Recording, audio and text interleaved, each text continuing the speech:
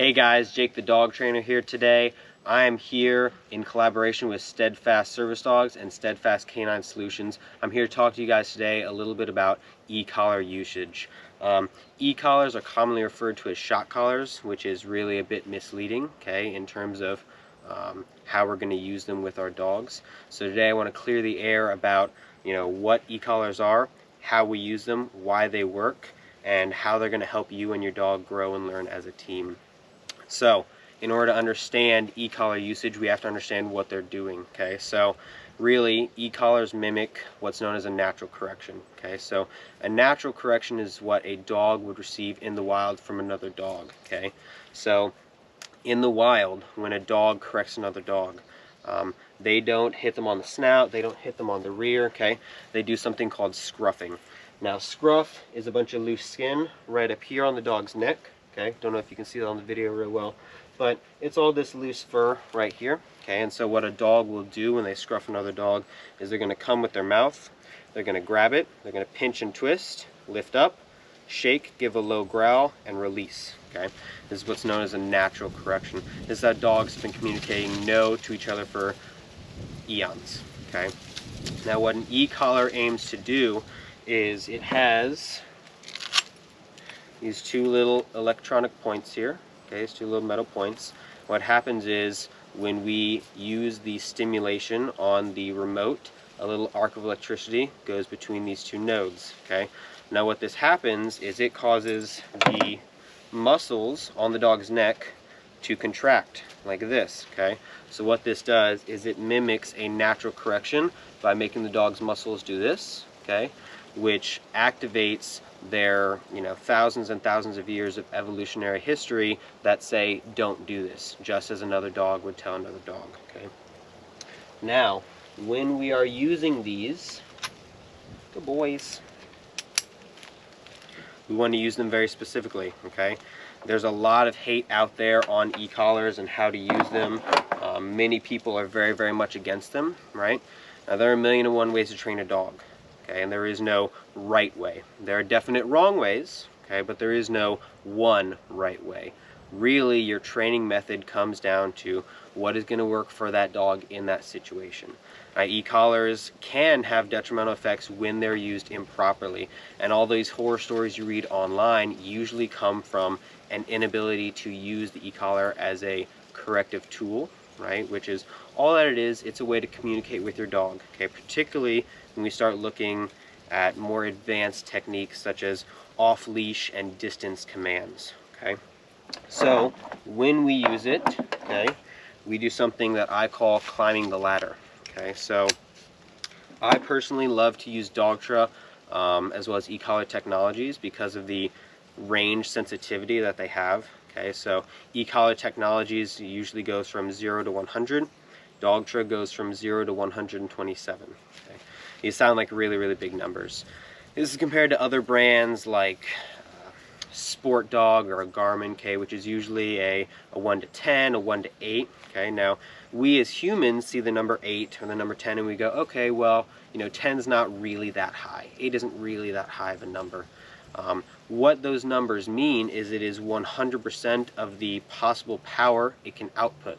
Okay, so a 10 on a Sport Dog or a Garmin is equal to 127 on a Dogtra, or 100 on an e-collar technologies. So what this means is that the sensitivity allows us to dial it into exactly the amount of correction that the dog needs in that moment. Okay, because the amount of stimulation for a correction that your dog will need will vary based upon the situation. Okay, so in a low stimulation environment, generally a dog's going to listen to you very, very easily. There's not a lot going on, right? Now as we start to bump into higher and higher stimulation, okay, we start to do more environmental work, going out in public, right? Going to a Lowe's or a Home Depot, going to, go get dinner somewhere, going to, a crowded square or a market, okay?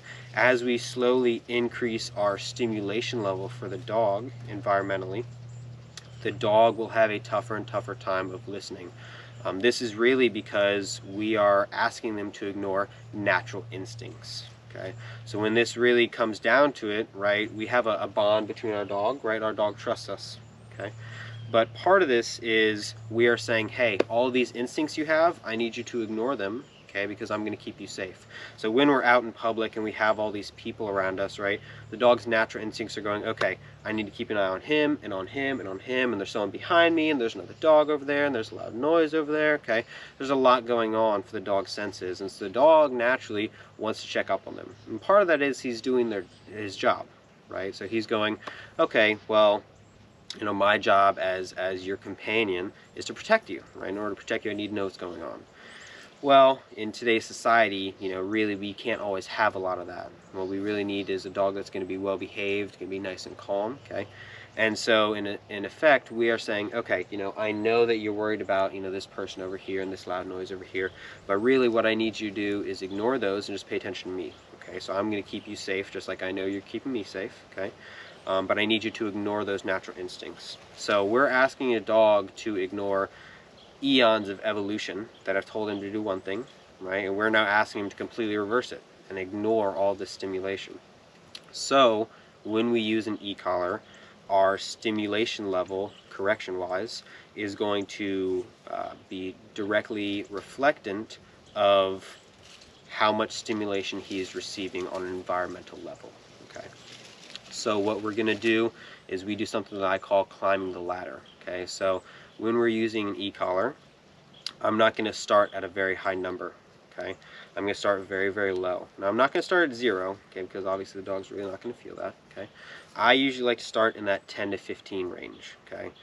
So it's very, very low, okay? It's just high enough that your dog's going to feel it, right, without being so high that you know, it's going to be too much of a correction for the stimulation level he's receiving, okay? This is, of course, assuming that your dog already knows your commands. When it comes to teaching a command and shaping a command, you know, we use totally different methods, okay? This is assuming that your dog already understands the commands you're asking of him to do. Okay? Now, if he does, when we're correcting him, we're going to start at a very, very low level. 10 to 15 range is where I like to start, okay? And we're going to start to make jumps, okay? Just like climbing the rungs of a ladder. Those jumps are going to be in numbers of 3 to 5, okay? So that 3 to 5 range is just high enough that your dog will feel the difference between each correction, okay? You know, if you do 11 and then 12 and then 13 and then 14, one, you're going to have a very difficult time trying to get that extreme amount of precision, okay? Especially when we're in the heat of the moment. But two, those jumps are so small that the chances of your dog feeling them and listening to them are very, very slim, okay? So we're going to make those 3 to 5 jumps big enough that they can feel them, but low enough that it's not, you know, one correction, he doesn't really care, and then the next correction, he cares too much and has an adverse reaction. You know, the whole point of using the e-collar this way is that we stay away from those adverse reactions within dogs, okay? So we're going to make those 3 to 5 jumps, okay, starting at that 10 to 15. And we're going to keep increasing the stimulation until the dog does what we tell it to do, okay? So really what we have a lot of times when it comes to dogs not listening on the e-collar is there is a certain distraction level, okay, in environmental situations at the very least. So let's say that there's a guy over there that he wants to really pay attention to, right? And I say, okay, you know, Thunder, sit, right? And Thunder standing, and he goes, no, I don't want to sit, I want to pay attention to that guy over there. Okay, so I'm going to start really, really low, okay? So right now you probably can't see it, but we're on a 12 on our e-collar, okay? So we're going to say, his e-collar's off, by the way. I'm going to say, Thunder, sit, right? And he goes, no, I don't want to. And so we're going to go, no, sit, okay? So here's our first correction at that 12.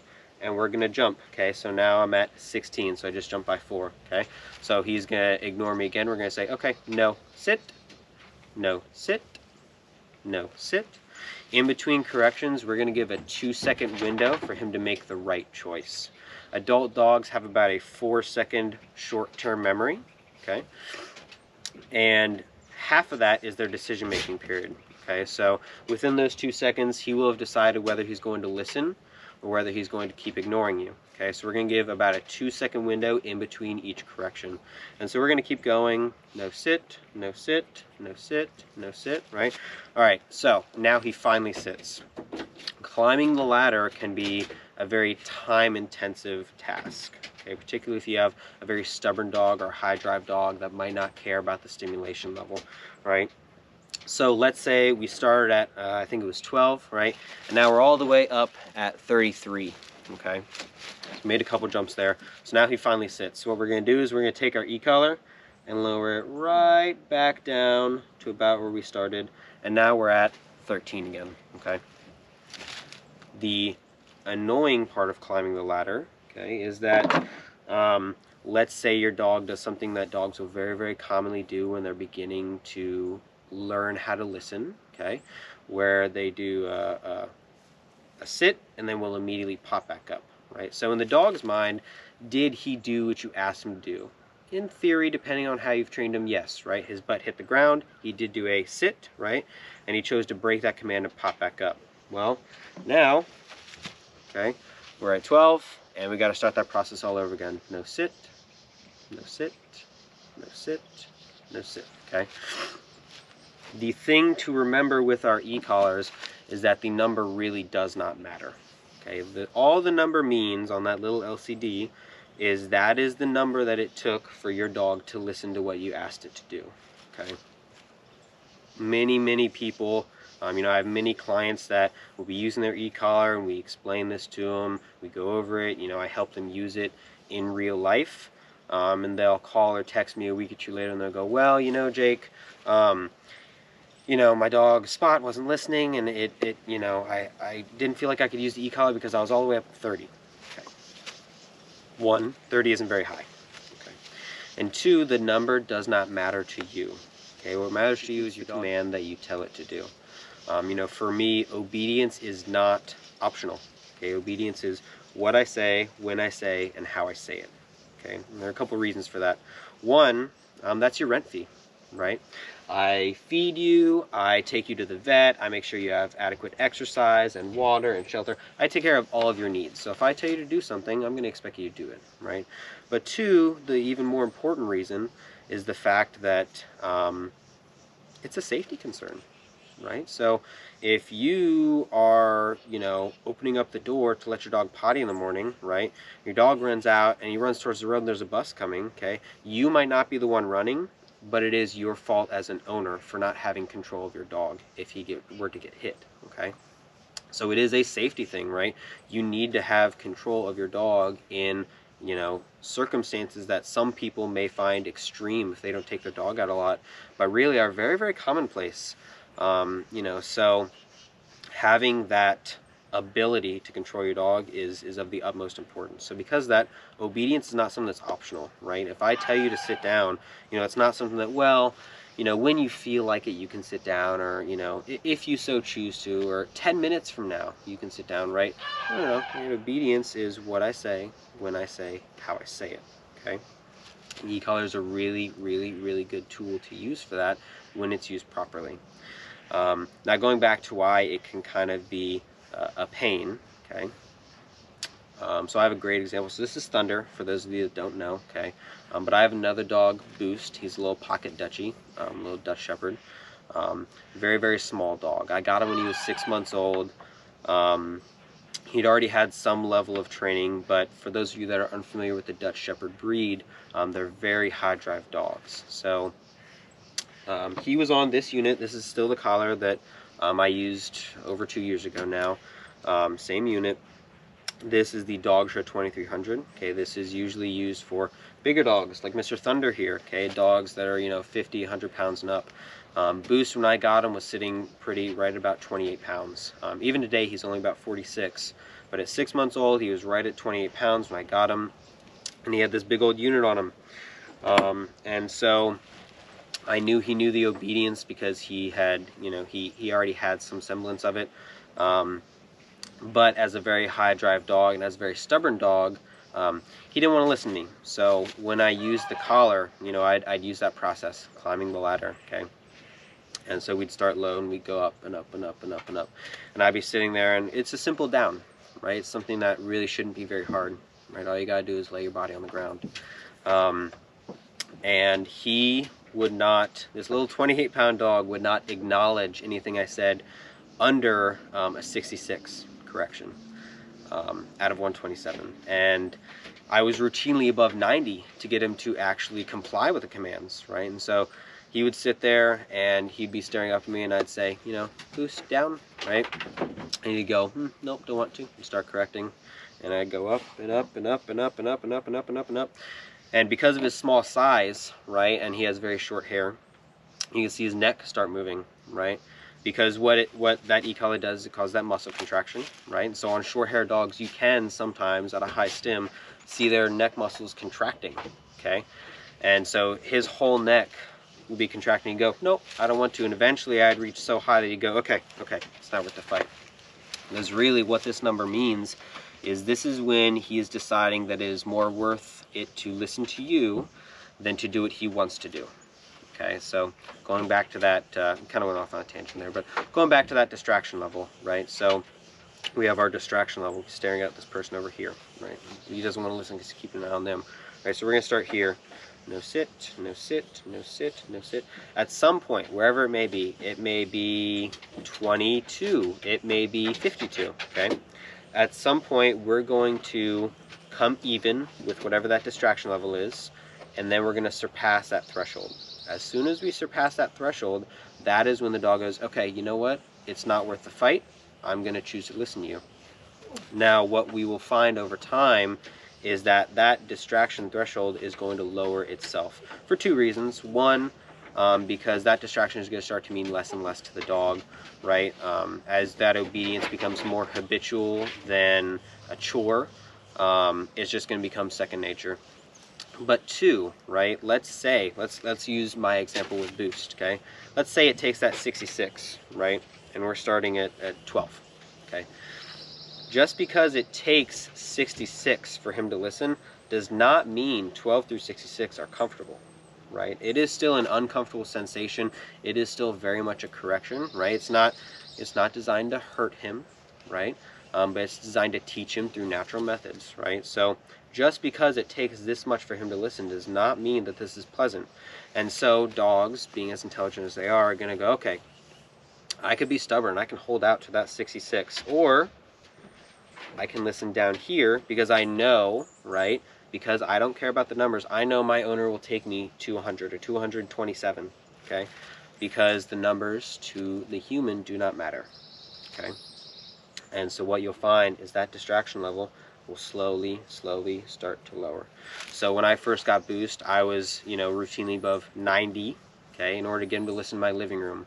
Nowadays, you know, and this after a lot of work, okay, but nowadays, I have him off a leash in high stimulation environments. Okay, we're talking, you know, downtown metropolitan areas, farmers markets, inside of Petco while they have different classes going on. There are a dozen unruly dogs in there. Okay, nowadays he listens sub 10. Generally, I start at about 8 with him, and it takes one correction because he knows that I will take him all the way there. This is still the same stubborn dog. This is still the same high energy dog, right?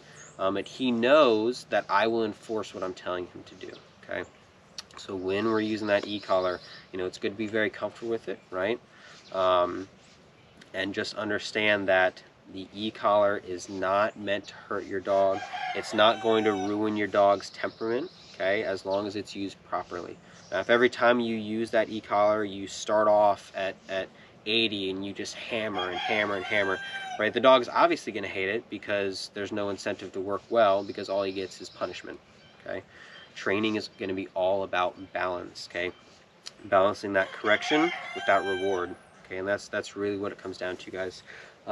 So e-collars are a very useful tool when they're employed properly. I hope this video has helped shed some light on everything, and how to properly use them for our fuzzy companions here. Thank you guys for watching. Again, Jake the Dog Trainer. That's my social media handle for Facebook and Instagram. On TikTok, I think I'm Jake the Traveling Trainer now. And I'm here in collaboration with Steadfast Service Dogs and Steadfast Canine Solutions.